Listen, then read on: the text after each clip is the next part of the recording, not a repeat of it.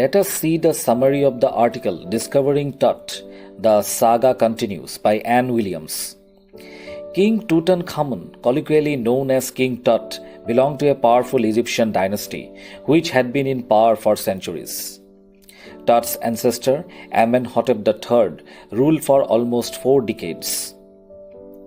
After Amenhotep III's demise, his son Amenhotep IV became pharaoh.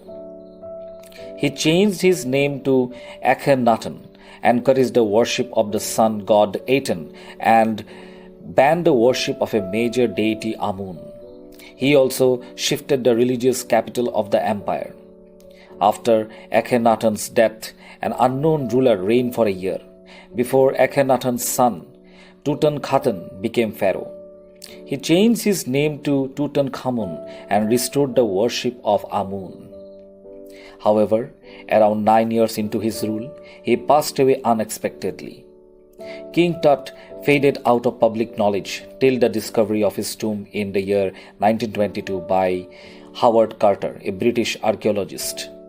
The tomb was surprisingly intact and full of valuable objects that were intended to serve the pharaoh in the afterlife. Several months later, after documenting the objects found, Carter finally began examining the coffins. On opening the outermost coffin, he found a shroud with garlands of willow and olive leaves, wild celery, lotus petals, and cornflower, evidence that the burial took place in April or March. The innermost coffin, made of solid gold, contained the mummy of the dead pharaoh. Carter discovered that the mummy was stuck to the bottom of the coffin.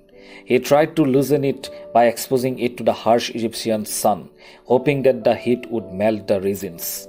Eventually, Carter and his team decided to use chisels to cut away the mummy from the bottom of the coffin. To remove all valuables which adorned King Tut's mummy and to save them from being stolen, Carter's men had to hack off most of the major joints of the mummy. They even separated the mummy's head from its body.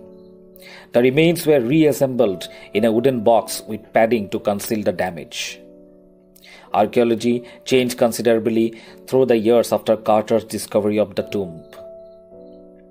With rapid advance in technology, the focus shifted from finding treasures to analyzing intriguing aspects of life and death. In the year 1968, an X-ray revealed that King Tut's mummy's breastbone and front ribs were missing.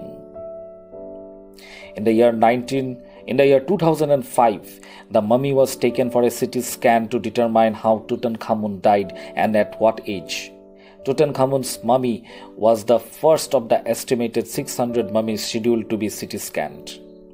The mummy was carefully raised up from its tomb, which was 26 feet underground, and taken up to the scanner. But in 20 minutes, the scanner unexpectedly stopped due to the sand in the cooling fans. The scan continued after substitute fans were provided later on. Once Tut's mummy was scanned, and specialists in radiology, forensics, and anatomy began analyzing the scans. Surprisingly, clear images of King Tut's body could be generated from the scans. In less than 3 hours after the mummy had been taken out, it was restored to the tomb. Tutankhamun, the boy king, was back in his tomb, resting under the stars, more famous in death than in life.